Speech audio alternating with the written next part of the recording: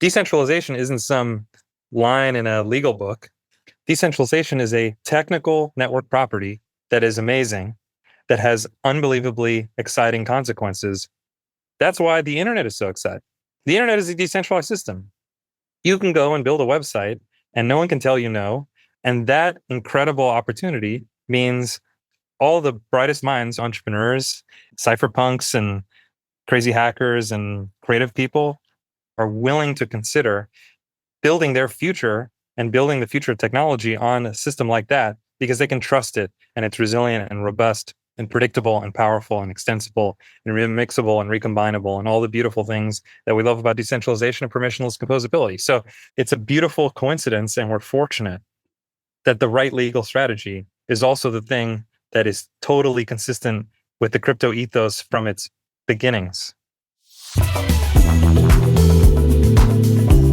Welcome to Web3 with A16Z, a show about building the next generation of the internet. I'm Robert Hackett, and today's episode covers all things tokens. That includes what tokens have to do with decentralized protocols, understanding the different types of tokens, and of course, the do's and don'ts of designing and launching a token. Our guests are A16Z Crypto Chief Technology Officer, Eddy Lazzarin, as well as A16Z Crypto General Counsel and Head of Decentralization, Miles Jennings, the two of whom have advised many scores of projects on protocol design and tokencraft. They discuss what sets Web3 apart from earlier technology eras, avoiding common pitfalls in the search for product market fit, how to reason about various designs and strategies, as well as their risk and reward trade-offs, and more. As a reminder, none of the following should be taken as investment, business, legal, or tax advice. Please see a16z.com/disclosures for more important information, including a link to a list of our investments. All right, Eddy, since Web 2, there are big tech platforms, applications that billions of people use. The tech is good. Why do we need any changes there? Why do we need to add things like tokens on top of this when we have technology that works pretty darn well at internet scale? Let me flip the question on its head. The answer to this question isn't why we need tokens. The answer to this question is why we need decentralized protocols. And decentralized protocols, in order for them to exist and be sustainable and to bring together all the stakeholders to continue running them properly, we probably need tokens. I think thinking of them as a currency, like literally a medium of payment that you use to buy conventional goods from other people, that's a limiting way to look at them. But the right way is to think of them as the means that users and stakeholders and network participants can have to represent their ownership and control. In the end, a token is just a balance in a program. Many, many kinds of programs can be written. And the decentralized protocols that can compete with the Web 2 protocols probably need balances about who owns what part and who can do what part. And that's where tokens come in. Let's talk about protocols, because back in Web 1, we had HTTP and SMTP, the web and email. And these are decentralized protocols. They require no tokens, and yet people use them. What's necessary about layering in a token when we have some of these existing technologies that can accomplish decentralization? Yes, but the reality is that every real email endpoint, all the big domains, all the ways that people use email have been absorbed into big corporate networks. When you use Gmail, you're using Google's email, and they can actually kick you off of that. I can't imagine getting kicked out of my Gmail account. That would be a disaster. Yeah, that would be pretty bad. I actually do know someone that's happened to by accident. Seriously? And it was literally catastrophic. What did that person do? I mean, you just basically been exiled from the internet. They got SIM swapped, and that was the end of that. That was the end of that Google account. They never got it back, actually. Oh, wow. That's terrible. Yeah, insane. But nevertheless, although Google's not, some tyrant about the way Gmail works, it still is more or less ossified and hasn't really changed. And all the companies trying to make better email have really struggled to do that because of the network effects around Gmail. So I'd say those original Web 1 peer-to-peer networks, while really, really interesting, they had some fatal flaws. They are unable to encode in them the economics that makes them valuable and sustainable. and they're unable to align all the people who use them and rely on them together in supporting that protocol. They ended up having to go and make their own private networks and monetize in adjacent ways that are unrelated to the direct use of that protocol. And so the whole crypto thing is that now, because we can assign ownership and control programmatically, verifiable computing gives us a whole way to make networks that can encode in them their fundamental rules. Now, the place that tokens come into play is tokens are that instrument, they are that tool that people can acquire, have an economic stake in, and use that stake, whether it's through voting, through consuming the network. Now you can finally make that peer-to-peer style protocol, but there are rules and principles in economics that make it a reliable platform to build on, as opposed to building on like a Gmail or something like that.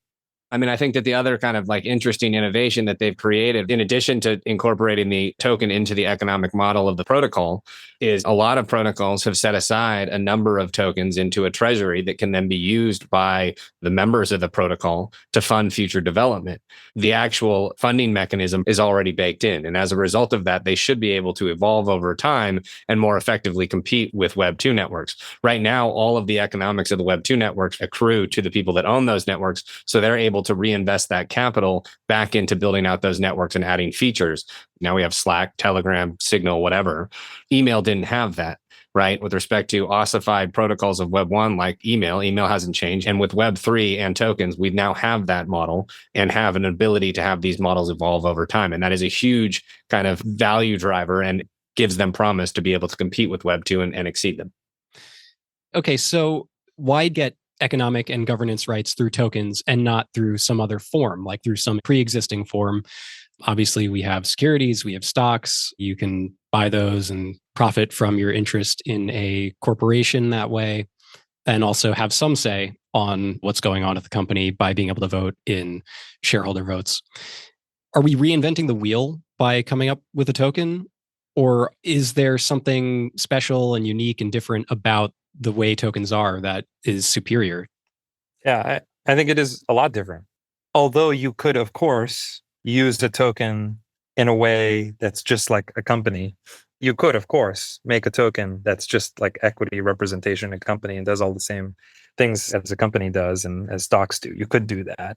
But they're actually completely different.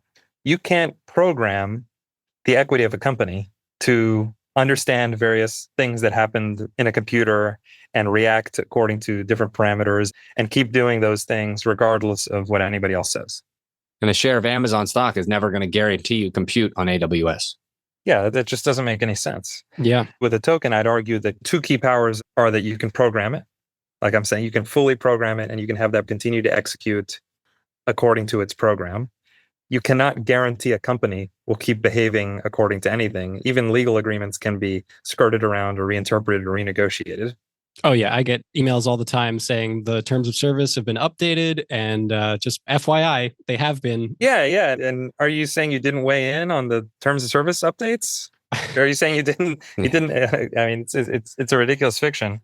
The other key property is that, like a country, you can design the protocol to keep issuing the token for a specific purpose.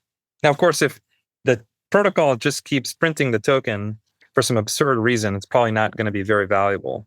But if the token is continuously issued, like an inflationary reward for some valuable task, then what you can do is you can ensure that that task is always being performed because you're continuously paying for it with that newly issued token.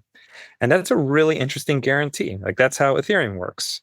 Validators perform the work of verifying and validating the blockchain. They are the supply, so to speak, of a market of verifiable compute and storage and network capacity. And then when people come to that market, they can take for granted that it will continue being supplied as designed because the token will keep being issued to pay for it. Bitcoin operates the same way. All the so-called layer ones operate in this way. Now, of course, that's not the full picture of how one of these protocols work. They're actually, in their best form, in their most complete form, they are a full economic loop from beginning to end. Ethereum, like I just said, tokens are issued to pay on the supply side for verifiable compute. And on the demand side, people pay for that compute, and some of that payment goes to burn the token or to retire tokens that ensures that the tokens that are issued on the other side remain valuable. And they aspire for a bit of an equilibrium. And this equilibrium is what ensures that Ethereum will keep functioning exactly as described for the foreseeable future. This is a beautiful setup that doesn't sound to me like equity from a company. That to me sounds like a fascinating type of economic network that guarantees specific work is performed. That's a weird new type of thing. That's how to think about what tokens are. They're guaranteeing the operation of a protocol or a marketplace. And as a result, investor expectations with respect to equity versus tokens should be completely different. A share of stock gives you ownership of a corporation that comes with certain statutory and contractual rights, whereas a token does not come with either of those things, right? It is literally programmed into the code exactly what the rights are that you get. So with equity, right, you have a right to fiduciary duties. The officers and directors of the corporations have to maximize the value of that share. No one in Web3 has to maximize the value of the token that you have. The value of that token should be solely dependent on the underlying economic model of the blockchain or product that it relates to.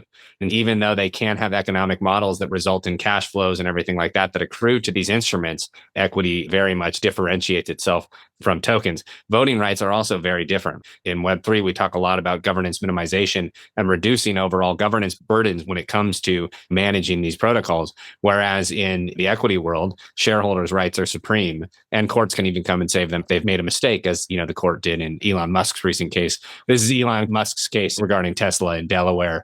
A court recently decided that when stockholders approved his compensation package a long time ago, that they didn't actually have all the facts necessary to do it. And it resulted in Elon basically losing about $54 billion worth of compensation that he was owed for 10xing the company to extreme levels. I remember when they passed that compensation package, and honestly, people thought that he had set unreasonable targets for himself that he would never hit. And that's why the board approved it. I'm kind of shocked to learn that there's now this rewriting of history there. And of course, the reason that the compensation ended up being so valuable is because the company became so extremely valuable based on his efforts. None of this would apply in a token concept where you wouldn't even be able to go back and rewrite the rules of something that was already approved. But on top of that, the mechanism by which value accrues to these tokens isn't dependent on, or shouldn't be dependent on, the efforts of an individual like Elon. By the way, speaking of stocks like Tesla, it's funny to me that people call out Web3 for having a sort of gambling problem when there are stocks in the traditional world that might have an inflated PE ratio just based on people liking the stock. I just like the stock, man, so I'm going to buy it. Yeah, all assets have multiple inputs into their ultimate price, right? There's value investors and people who look at discounted cash flows at the one end. Maybe at the others, there's people who just got a good vibe and think that there's hype or whatever. And different assets have proportionately more of the so-called fundamentals, and others might have more purely speculative features. Markets have always had these properties. As an example, homes are pretty obviously important and concretely extraordinarily valuable on their basic fundamental features, but that doesn't mean that people don't speculate on them. It's impossible to get rid of it. There's no problem with speculation. The thing is with tokens, maybe this is a good segue, there's different types of tokens. They can have different properties. Obviously, none of the things we were just talking about would describe stablecoins, right? Stablecoins that are like USDC or like USDT. These are tokens that are worth $1 each, and that's because they are backed and certified and they're collateralized with at least $1 each by some company whose job is to do that and is regulated for that purpose. Those are not network tokens. Those are not tokens that are issued to secure a decentralized protocol. They can be part of a protocol. They could be used for payments. They can be used as collateral. They can be used as someone's savings, as many or more applications as cash money, but they're not the type of token that people typically talk about when they talk about issuing a new token. So there are all different sorts of tokens out there. You sort of were alluding to one when you were talking about the underpinning of a virtual economy. You mentioned stable coins. There are all different flavors. How do you break up the world of tokens? What's the taxonomy that you use? I don't know that there's a complete taxonomy yet, and it's evolving, but there are definitely some clear categories. Stable coins are one. Another is I call arcade tokens. And these are tokens that are typically transferable, but for some reason or another have a somewhat dampened or stabilized price. So maybe they're redeemable only in a few settings, like at a restaurant or to play a game or something like that. So they have a value. You could resell them, but there's some mechanism or another that keeps the price more or less flat. And there's continuous issuance and redemption by the issuer of those tokens, whether it's a program or a company or something else. A third category of tokens are meme coins. Memes have been around for a long time, will always be with us. I mean, since the beginning of crypto, if you look at CoinMarketCap back in 2013, right, go to the Wayback Machine, go look at the top 100, you will find some classics, some mainstays that are still around, Bitcoin, Litecoin, all these from back in the day. But you will find a ton of forks of Bitcoin and Litecoin and similar assets like that, where people took the code base, gave it a new name, maybe gave it a funny name. There's actually even one called meme coin or whatever. Tons of these. And the token, critically, it's not that the token has some mimetic characteristics. It's that the token is only mimetic characteristics. When I say mimetic characteristics, what I'm referring to is there's a strong narrative or sort of attention-based activities around it. It doesn't really do anything. It doesn't really have a functionality. It's just kind of a meme and that's it. And maybe the price goes up, the price goes down. They're highly volatile and they can be like an amusing way to kind of gamble for better, for better, for worse. I think they'll be around forever. They've been here since the beginning of crypto and there's no reason to believe that they'll go. They're funny. They're a part of like the crazy froth of the internet. But ultimately, the goal is not to have a specific technical purpose. You can speculate on them, but they're not necessary to power decentralized protocols. I think some of the interesting advocacy that I've seen on behalf of meme coins is trying to say, well, really, what is the difference between this purely speculative vehicle versus a token that relates to a protocol that has no cash flows and doesn't really have decentralized governance? And I think that is a fair criticism. And I think that is largely driven by regulatory uncertainty. The SEC has obviously been, extremely aggressive targeting projects where projects having good faith built a protocol, launched it, and then launched a token. And I think the regulatory system that we currently have enacts hurdles for real projects to create real value, whereas there are much fewer hurdles to creating purely speculative vehicles. I think we've obviously seen a pretty successful economic model with Ethereum and other layer one blockchains where you do have cash flows accruing to them, but there are any number of tokens that relate to applications such as smart contract protocols that don't actually have any cash flows to them. And one of the reasons why a lot of these don't have economic models is because there are a lot of regulatory complications to these things. So, you take in on a whole bunch of risk associated with what are the transactions that the thing is facilitating? Who is engaged in those transactions? Is it North Korea? Is it Iran? Who's going to pay taxes on these transactions? A lot of regulatory uncertainty that comes with it is a significant challenge to introducing economic models. And as a result of the regulatory situation, you create hurdles for productive assets as compared to, assets that might be purely for speculative value. And that helps to blur the line basically between the two. And as a result of the regulatory situation, there are more opportunities to speculate in assets that are purely speculative as opposed to ones that might have productive use cases. Regulators and policymakers, they've not reached a consensus on how to launch a token in a compliant way.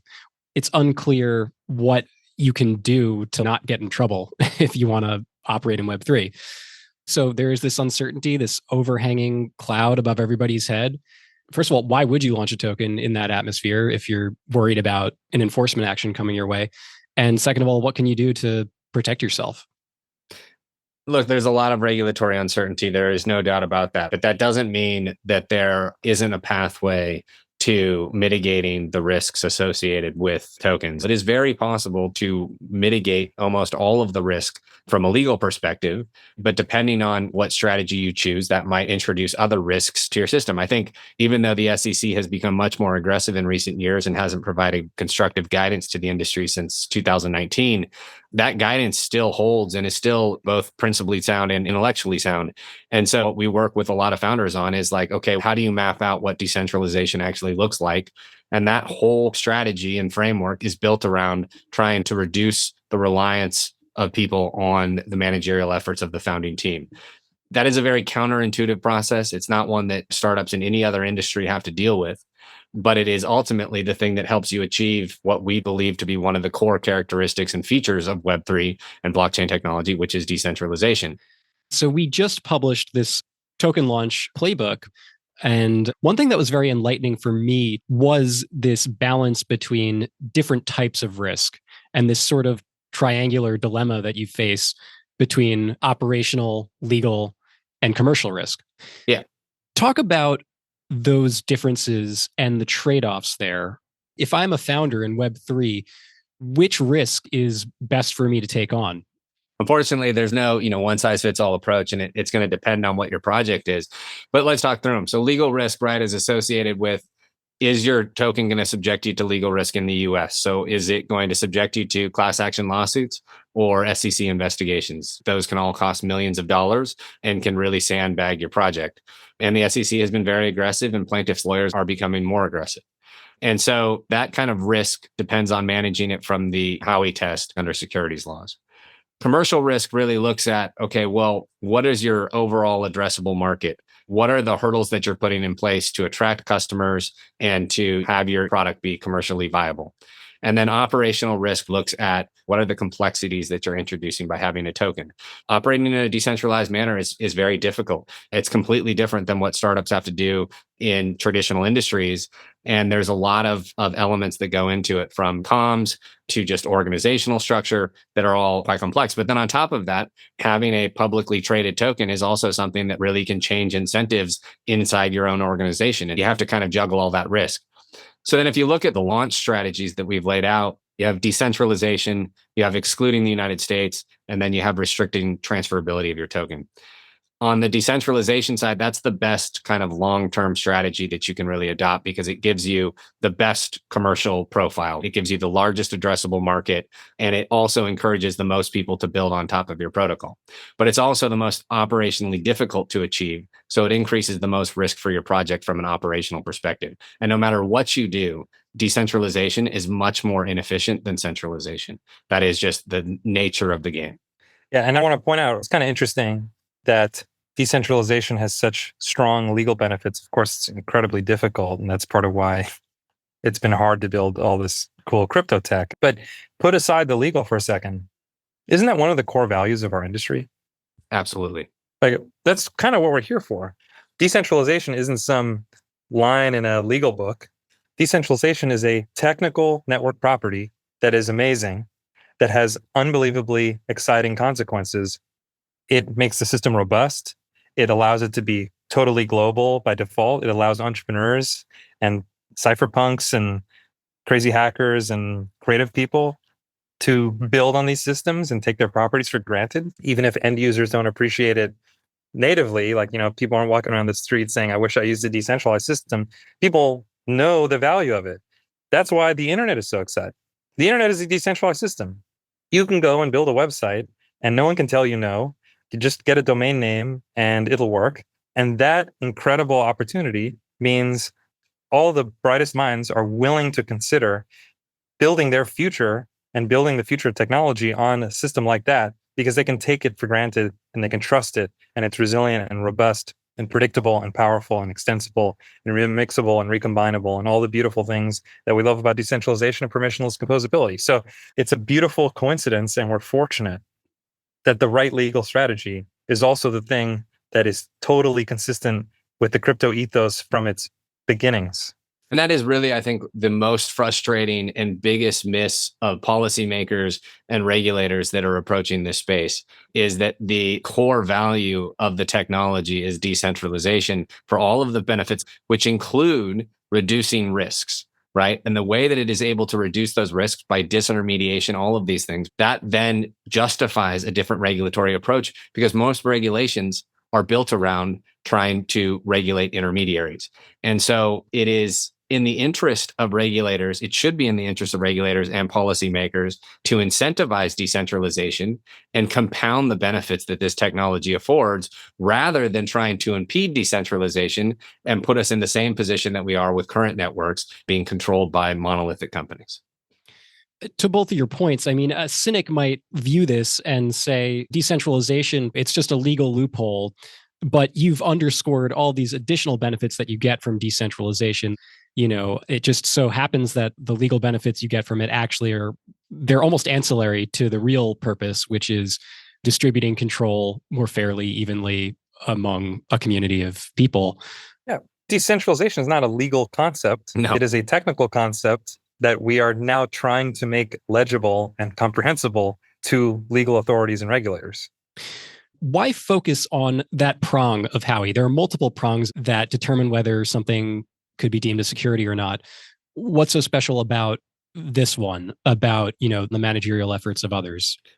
You can come to the table and argue that you deserve different treatment for any number of reasons. But at the end of the day, fundamentally, what decentralization does is it eliminates reliance on managerial efforts. No managers control these systems, which is what you want from the technological perspective.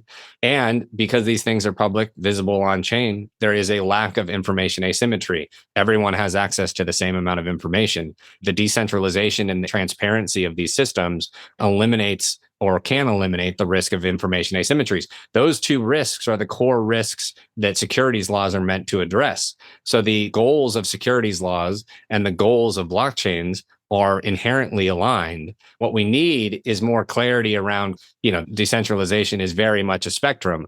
And so the question should be, where on that spectrum do we sufficiently obviate the risks that we no longer need to apply securities laws? That should be the question. It should not be that there is no question, that there is no spectrum of decentralization, that it's not possible to reduce these risks, because it very much is. And the benefits of eliminating those risks ends up with networks that are community owned and controlled, as opposed to networks that are controlled by corporations. And that is a societal benefit. If we establish a high threshold for decentralization, it'll not only make the risk profile to consumers better, but it'll also make the technology better.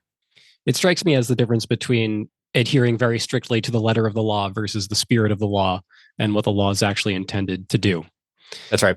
My total non-lawyer understanding is a lot of these regulations are here to protect people from getting rugged, right? And being rugged, for those who aren't in crypto, is where you take for granted where your feet are planted, the economic viability of a project or some platform that you want to use. And then that gets pulled out from under you. And what you thought was sound footing is now a trap, and you end up falling flat on your face. I like to picture Wile E. Coyote from the Looney Tunes, like going over the cliff and looking down and suddenly realizing that there's no earth under him. Yeah, that's exactly right. And the laws are there because when you invest in somebody or you hand a bank your money, whatever, these very sensitive things, there is somebody who could hurt you. You're vulnerable, right? They could change their mind and do a bad thing. And the rules are there to protect you because of that vulnerability, because of the intermediary. Satoshi's whole theory, right? And like all the originating ideas that made crypto so exciting was that maybe we can make technology that can act as that intermediary, but without being able to change its mind. So it can play that role in a functional sense, but no one can pull the rug out from under you. And if it's the case that the system is designed to have great security and protects you using cryptography, economics, various technical features, then maybe we should have other laws that properly capture what those properties are and ensure those properties are the case. And if those properties are the case, we can handle things a little bit differently. So we've talked a lot about decentralization, but there were other strategies here. So let's cover some of those. Decentralization is the best long-term strategy because it is, again, the goal of the technology, and it is the one that presents the best legal profile and commercial prospects. The other two strategies, if you don't feel like you're on sound footing with respect to decentralization, or if you need to be able to have a little bit more centralization in place, there's two other strategies that you can use. So one is geo-blocking US persons from participating in airdrops, not listing on US exchanges. This is excluding the US essentially. It should be an embarrassment for the US that is a strategy that entrepreneurs are having to deploy, but it is an effective one. That's a tough pill to swallow. Yes. It's basically like cutting off your arm, It's like you're not going to go after this market that's going to be maybe the most important market for you. That's right. There have been a number of companies that have taken this approach, have geo-blocked US citizens, but you still see advertisements for them everywhere. That seems like it's sort of talking out of one side of your mouth. Sure, absolutely. I mean, these strategies can be used in a way that is effective and in a way that is ineffective. It is very hard to restrict your communications to be solely outside the United States in a world where social media is so prevalent and everyone communicates through these channels. How do you possibly prevent the information that you're putting out in the world from appearing on channels that US persons can see? I mean, I would say never buy an advertisement advertising your token anywhere. Well, there you go. That's a good rule of thumb right there. That's an easy one. So the third strategy is to restrict transferability. So this can be done through transfer restricted tokens or, more recently off-chain points. Now, I think off-chain points should not just be carelessly launched into the world, and then marketed as financial instruments, which we've seen a few projects do. So you do need to be careful there. But the fundamental idea is that if you lock the transferability of these things, then you're able to prevent a secondary market from developing. Then no one's really able to invest into that asset. And so you can kind of delay the application of securities laws. So this third option has lower legal risk. It has low operational complexity, though, again, as I said, you don't want to be out there marketing. You need to be careful about money transmission, all of these other things. But again, compared to decentralization, it's fairly straightforward. And then the commercial profile, the commercial risk is somewhat lower than the restrict strategy because you can use these in the United States. Now, you can mix and match all of these strategies, right? And we have seen projects that have done, Regulation S outside the United States, transfer restricted inside the United States. Regulation S is an exemption for securities? That's right. That's if you exclude the US and basically only issue your tokens outside the US. And all of this is setting up a pathway to achieve greater decentralization. And again, what I would argue is that if you actually do these correctly, if you do the homework and you implement them carefully, you can mitigate the vast majority of securities laws risk applicable to tokens in the US. My question is, if you're focusing on non-transferability, does this in some ways hurt the utility of your token potentially? I mean, does that restrict the kinds of applications that you can build? If you're still trying to find product market fit, you want to be able to control as much as you can. Having points means that you can move quick. It's easier to be centralized and to perform these experiments and move quick and not worry about what all the stakeholders think because your project is smaller, you're moving nimbly, and people are less likely to be damaged because it's hard for things to have value if they're not transferable. So you can keep experimenting, and eventually, as you discover what's working and it becomes clear this is the thing, then you can enable transferability. So think of non-transferability, think of points as a way to maximize your nimbleness, your ability to find product market fit, while minimizing the risks that token holders could face if it was fully transferable. I think another element to that is that it does change their utility as an incentive mechanism. And so for some projects, let's say decentralized physical infrastructure, where people are expending cash to run, let's say, a node on a network, for them, non-transferable tokens may not be sufficient because they may need to bring capital in order to continue the cost of running those nodes. So in that case, it might not be a great idea for those types of projects. On the other hand, tokens can be a very significant noise when it comes to finding product market fit for applications where, you're purely just using the token as an incentive to get users to do stuff and can hide what product market fit actually is. Transfer restricted tokens can help dampen the effect of the incentive mechanism, which can enable you to actually find true market fit as opposed to one that's based on the incentives that you're providing to users. The incentive mechanism is basically giving subsidies out to people to use your product. Correct. It's really important that when you have an incentive, you do the most you can to verify the quality of what is being incentivized, right? There's a famous social network from earlier in crypto days where they used to pay people for posts. Like they would give you token for a post. You make a post, you get some tokens. People like your post, you get more tokens. Steam It, right? Was that Dan Larimer's project? Yes, that's exactly right. And what ended up happening is kind of what you'd expect. If you pay for comments, you know what you're going to get? You're going to get comments. You pay for likes, you're gonna get a lot of likes, right? You're gonna get all that stuff. Now, good comments, good likes, that's not happening. You're gonna get a swarm of bots that go wild and do everything they can to game the system. It's Goodhart's law. Every measure which becomes a target becomes a bad measure. And so you make an incentive, you get that thing. Generally, I think subsidizing demand is very dangerous. You do want to subsidize things in the growth of a network. Like subsidizing security is very good, but I worry a lot about subsidizing demand. And that's because if you subsidize demand, you make it harder to identify whether you've found product market fit. Subsidizing demand can completely blow out the signal. So in general, I think what you really want to subsidize are network effects to the extent that you can accumulate them and high quality supply. Subsidizing demand is not something that's altogether bad. It's a useful strategy in a lot of companies. You look at YouTube subsidizing video hosting or Uber making rides cheaper. But this is a problem that we see in a lot of businesses that end up being non-viable is the customer acquisition costs are just too high. And these companies are spending on advertising to bring people into the network, and they're just not making the money off of it where they're actually in a sustainable economic position afterward.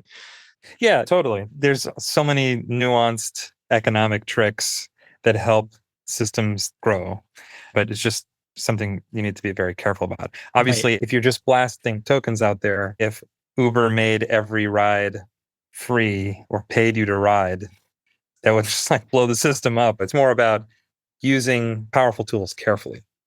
Yeah, and I think that sometimes gets missed, right? At the end of the day, tokens are not magic beans. The same fundamental unit economics that apply to real world businesses apply to tokens, and people should be designing their systems accordingly. But I've heard the Big Short guy call them magic beans. Yeah. Mike, what is his name? Michael Barry or something? I forget what his... I don't know. I'm not a finance guy, Robert. I've heard them called all sorts of things. Yeah. They are certainly treated as magic beans by a lot of people. But at the end of the day, unit economics is a pretty fundamental principle that's hard to escape. Yep. Speaking of subsidies, I want to expand the definition of security a little bit. We're talking about security, not securities. Yeah, that's exactly it. Technical security, and I would say economic security, or what I'm talking about, not legal securities. Okay. Yeah. A good frame for a lot of networks or decentralized protocols is as marketplaces. I think that's a nice simplification that you can apply to them that helps you start to reason economically about how they work.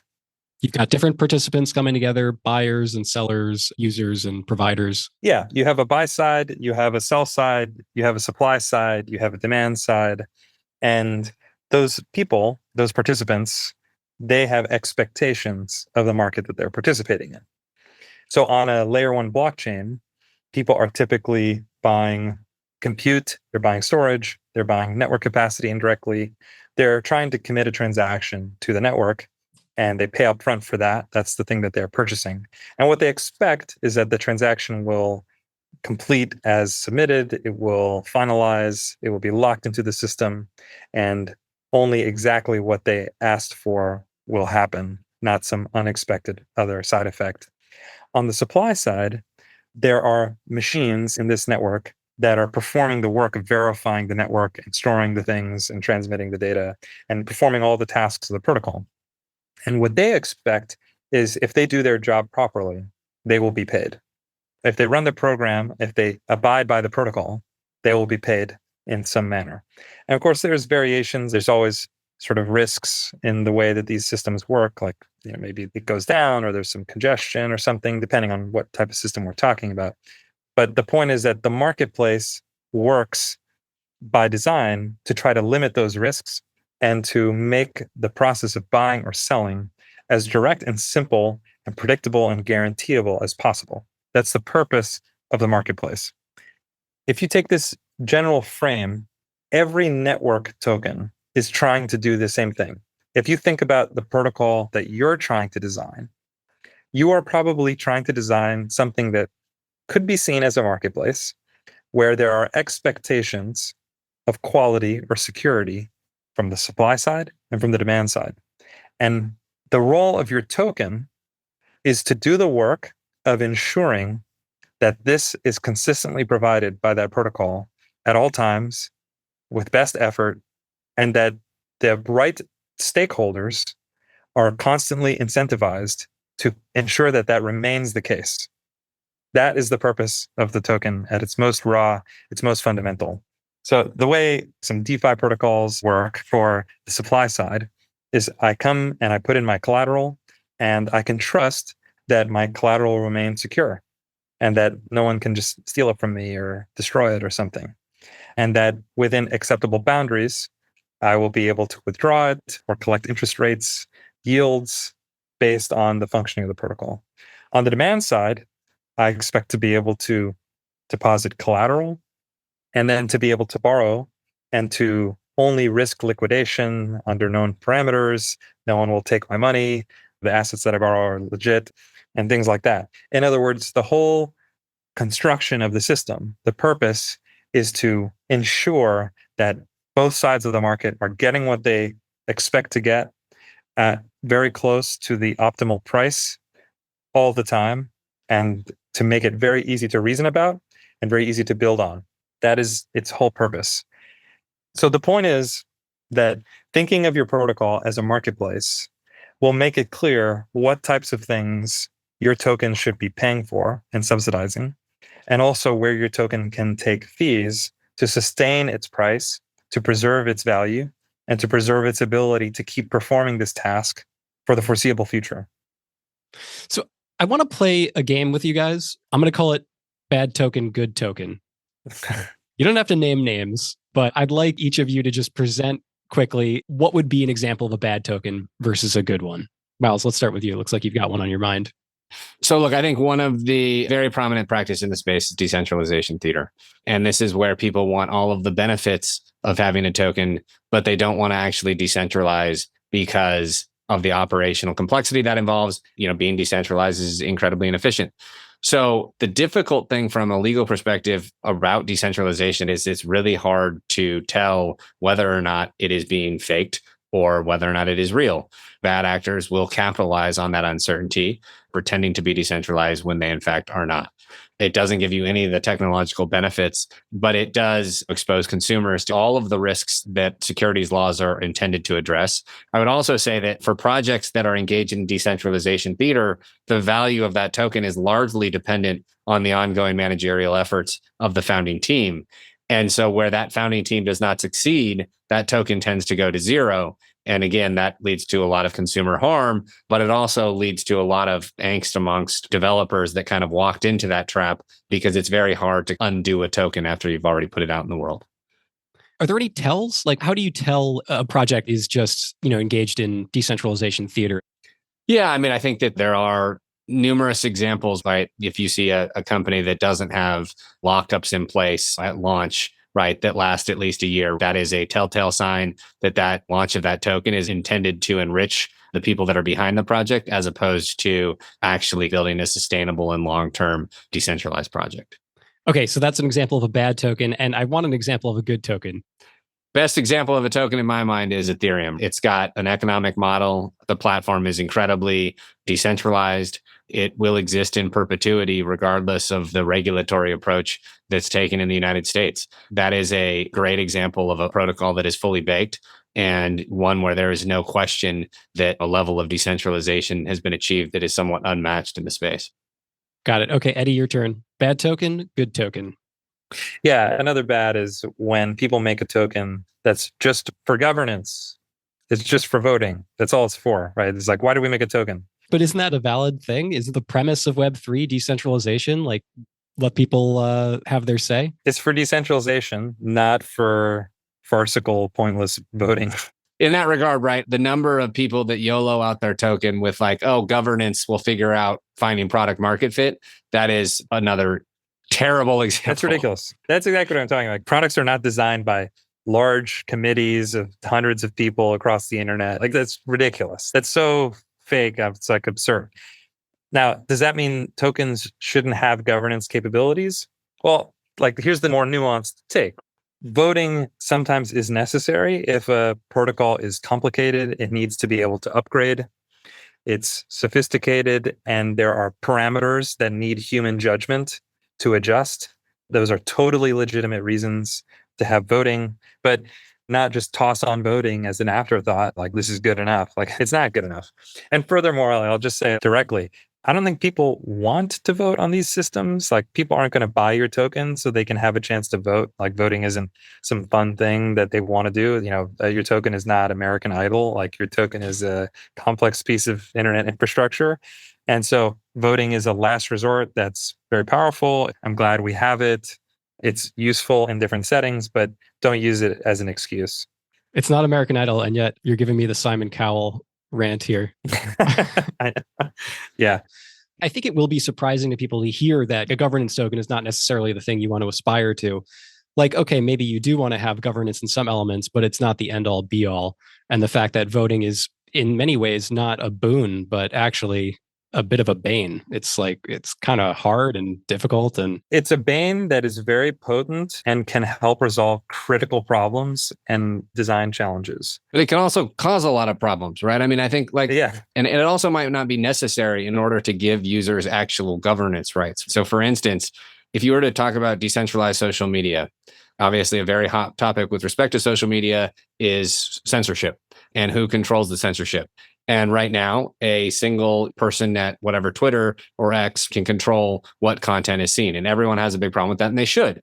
But the answer to that is not to give a bunch of token holders with the right to censor people on social media. You can imagine the tribal warfare that would result and the underhandedness with which people would go about it. Like, you don't want an HOA to be managing every aspect of the internet. That would not be ideal. It's also unnecessary. If you have a decentralized social media protocol, then you will have hundreds, thousands, millions of clients that act on top of that protocol. And each one of those clients can engage in their own type of content moderation. And users then have choice between which client they choose. They don't need to have token rights with respect to voting on censorship. They can vote with their feet, with their actual eyeballs, right? There's a whole world of kind of decentralized control that is manifested by blockchain technology that doesn't necessarily rely on token-based voting. And I think what we've seen is that token-based voting should really be reserved to only those areas where you fundamentally need it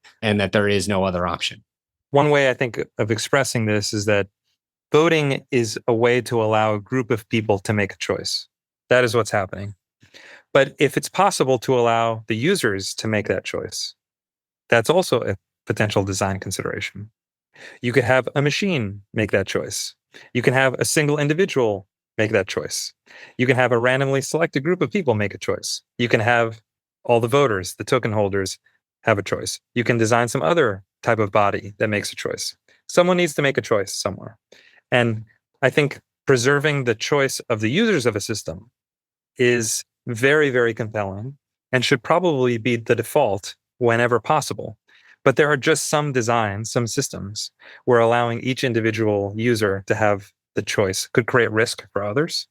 So, for example, in like Compound or Morpho V1, if you allowed any user of the system to decide what is valid collateral to secure their on-chain borrow, it could be incredibly destructive because they could choose something bad and bring risk to the others. But to the extent that those choices can be isolated from each other and everyone can cooperate in a single protocol without bringing risk onto others, then you can allow individual users to make those choices for themselves, not unlike the way you choose what web browser you use or what web pages you go to or what credit cards, whatever. Like you have choices and they all have risks and they can be reasonably isolated from each other. So governance makes sense in this case where risks cannot be isolated or pushed to the edges, but that's like a technical design consideration, not a just random property you bolt onto a token to justify its issuance. Did you give me a good token? A good token to me is a token that ties together stakeholders where we've verified the supply, we've verified the demand. Ethereum is a great example of that. I mean, like Miles said, it's the iconic example. Maker is a great example. Maker, they're known for their algorithmically managed stablecoin DAI. Yeah, Maker is an example of a pioneering, really interesting, legitimate protocol to me from the earliest days of Ethereum. It's still around, it's huge, and it's incredibly complicated. They bring human voting in to answer very specific questions about what certain fees should be, what various risk parameters are tolerable. That makes total sense. That's just because they couldn't find a way to do it without the humans in the loop. And they tried, believe me, I know they tried really hard to minimize what those things are. And that's where they ended up.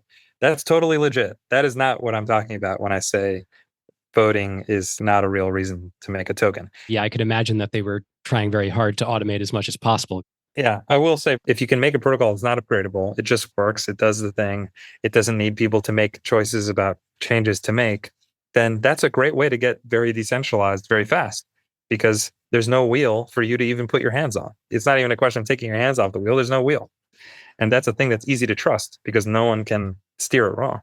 It's interesting. The best practice that you're identifying is to push decisions everywhere you can other than into direct democracy, but to leave that as a sort of last resort for the really sticky ones. Right. I've got an example of a bad token that I disliked. So I wanted to buy something and it made me buy this other token. As far as I could tell, that was like basically the only reason for that token to exist. It's just like forcing people to use your token who like don't want your token. They want something else. And then it's just this fake volume you're getting. I don't appreciate as a consumer when I'm forced into using something I don't want. Yeah, I think wherever possible, you want to allow users to just pay with what they have. Like if they have dollars, if they have ETH or Sol or whatever makes sense in that setting. The great Web2 apps try to minimize that to whatever degree possible. It's just a better UX practice, I think. So anyway, we'll get there. We'll get there in crypto. But there are good examples of tokens that you can use for payments. Yeah, I already mentioned arcade tokens as one. Well, let me zoom out for a second and say a little more clearly. What we're talking about when we say using tokens for payments is not good, is using network tokens for payments is not good, right? The tokens that are meant to be integral to a decentralized protocol. There are all kinds of tokens that could be great for payment. Stablecoins ought to be. People already pay with assets denominated in dollars. That's what happens when you buy something with cash. There's no reason why you couldn't do that on chain with a stablecoin. It's a totally beautiful application. There's arcade tokens that I already talked about where they're kind of price dampened. It's like airline miles or arcade coins, like literally from an arcade. Yeah, I just bought some nights at a hotel with my credit card points. So I get that. Yeah, it's a completely reasonable way to pay, totally intuitive, makes sense. I'm not sure I've seen the cases where it makes the most sense for network tokens yet for peer-to-peer payments, especially because the network token is volatile. And the evidence so far is that people don't really want to pay for things with a volatile asset. You know, if you have to hold a volatile asset on your balance sheet in your pocket and the price is changing, like how do you pay? Of course, I'm happy to be wrong, but that's just how the market's formed so far. Miles, do you have any other examples of bad token, good token? I mean, I think any token, one of the things that we often see is recycling of concepts of ICOs. So I would say any token that is basically sold publicly to the US persons is a bad token because that token is highly likely to be deemed a security. Yeah, this was one of the main themes of a previous bull cycle in crypto in 2017. Everybody was doing an initial coin offering, doing these public sales of coins. But every cycle, right, concepts of ICOs come back. They just tweak them a little bit. Like there was protocol controlled liquidity where you basically sell the token through a DEX, but then the DAO controls the value afterwards. Still a token sale. And so like every cycle, there are new slight modifications on this where people get very creative to convince themselves that it's not a direct token sale. But I think there is not one more greater fundamental risk to projects than selling tokens publicly in the United States. It's just a known goal and people should avoid it at all costs.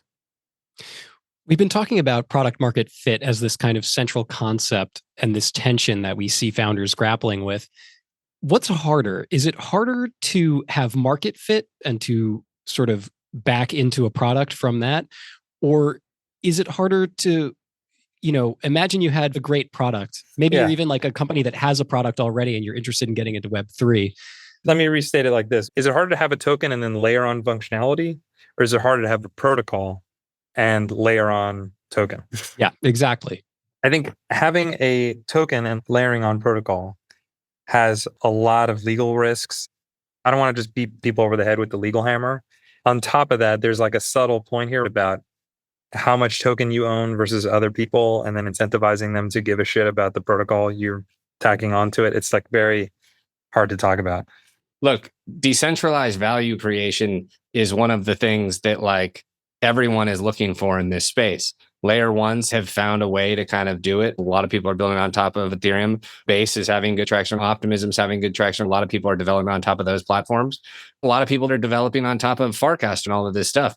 And that magic, that decentralized value creation of developers coming into ecosystems and building on top of them is a profound benefit of this technology, but it's also really hard to capture. And I don't think that we've ever seen it like, manifest itself through launch a token first, and then somehow the value materializes out of thin air.